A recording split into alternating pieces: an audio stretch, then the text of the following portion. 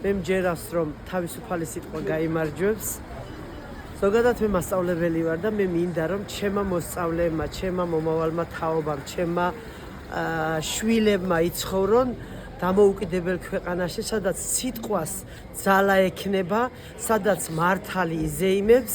ეხლა ეს ზვიადი არის ჩემი მერხის ამხანაგის შვილი, ჩემ თვალწინ გაზრდილი და სულ მინდოდა რომ ზვიადისნაირი ახალგაზრდები, ჭკვიანები, განათლებულები ყოფილიყენ ჩემს ირგვლივ და ჩემი შვილიც მინდა პრინციპებით იბრძოდეთ, მისი პრინციპებით და სულ ასე ვიცხოვრე. იმიტომ რომ სტუდენტს დაადეს ბორკილები მხოლოდ იმიტომ რომ თავისუფლება უნდა ამ ქვეყნის. რა განცდა გაგიჩინათ ამას? მე მისი დედამისის გულში ჩავიხედე და დედამისივით ვიდარდე და ვინერვიულე. მე მინდა რომ თავისუფალ ქვეყანაში იცხოვროს ჩემმა მომავალმა თაობამ და ჩემმა შვილებმა და კონდენ მათ სიტყვის თქმის შესაძლებლობები.